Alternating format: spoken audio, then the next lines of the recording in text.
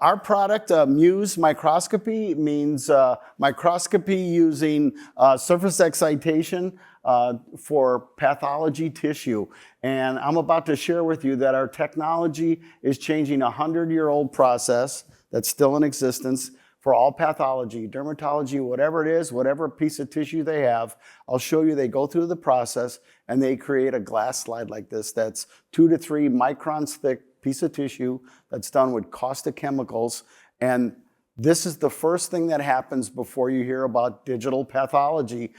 This is now put into an analog to digital device that converts it to a digital image that pathologists can read anywhere in their center or anywhere else in the world. So there's nothing better than an actual example of what this technology does.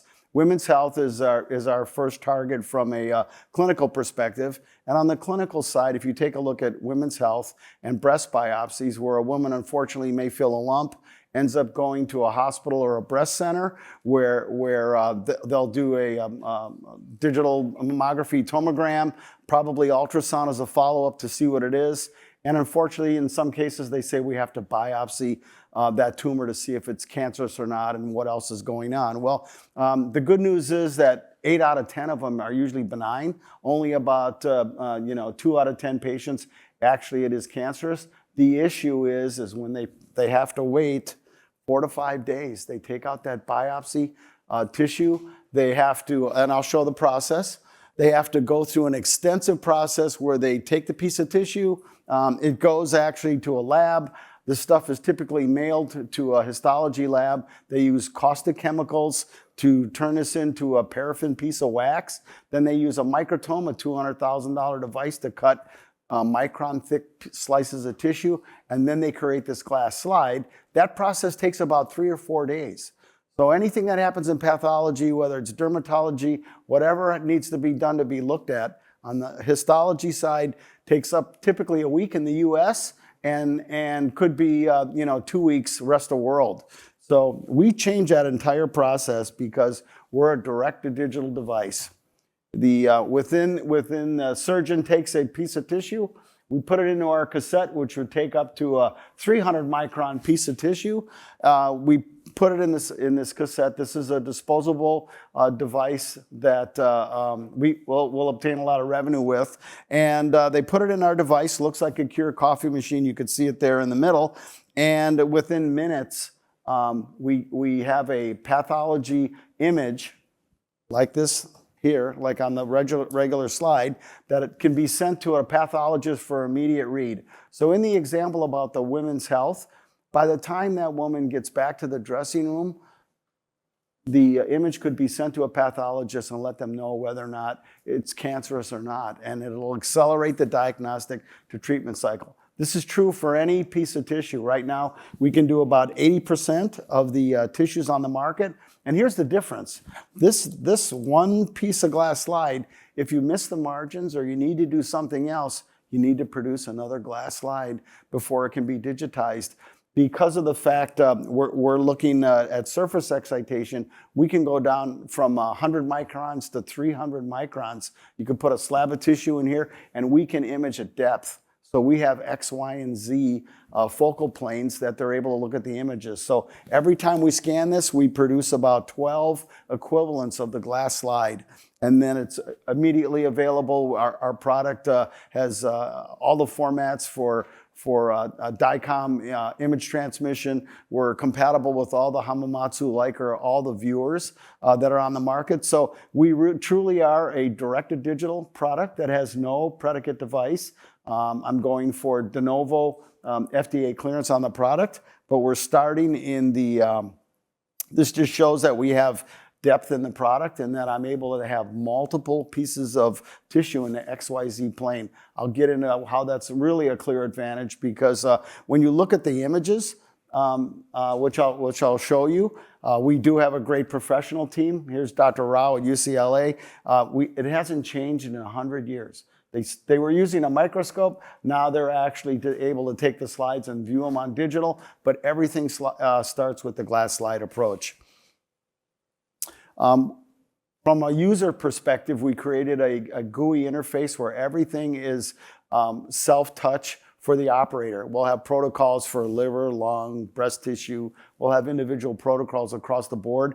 With small changes, we can do this in any language for recognition on the product. So you can see they put the tissue in, it validates it. It automatically, we have two cameras, one for actually determining the region of interest that you can see in the middle picture. And then it does an initial scan, a native image, that's a UV image, and then we automatically in silico can turn it to an H&E image. Pathologists are all used to looking at this blue-pink haze because they use a H&E staining protocol. The other piece of this is the stain is destructive. It's very caustic. A histotech has to wear a badge, and they can only have to rotate every 7 hours when they produce the glass slides.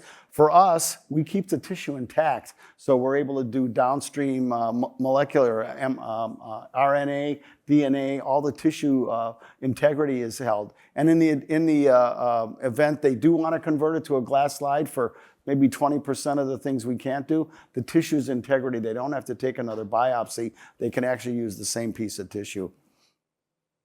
And again, I'm starting with vet, obviously because there's no FDA. I'm working with the 3 largest companies, IDEX, Antech, which is owned by Mars, and Zoetis.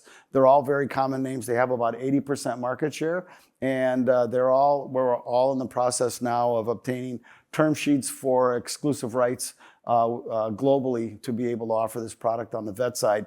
We've done demonstrations with their pathologists and their entire teams that have come in to see what we do. So on the human side, I mentioned we're going for FDA next month, and we're going to start with women's health.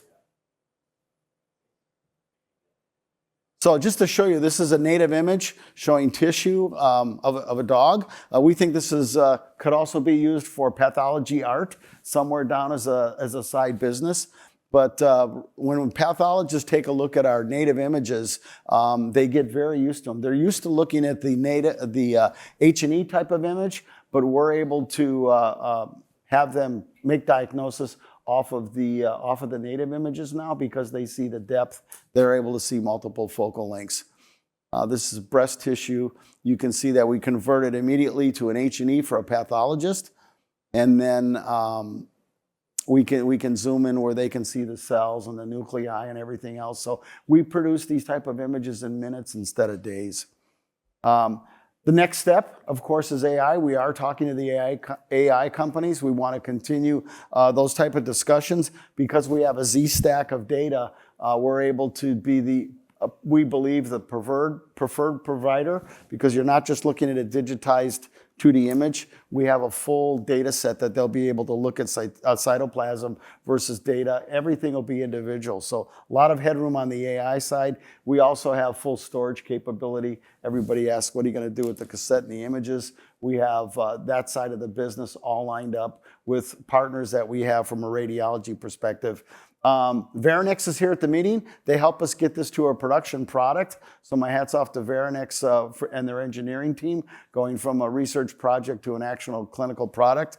And now I'm using PI, Product Innovation, their Planet Innovation.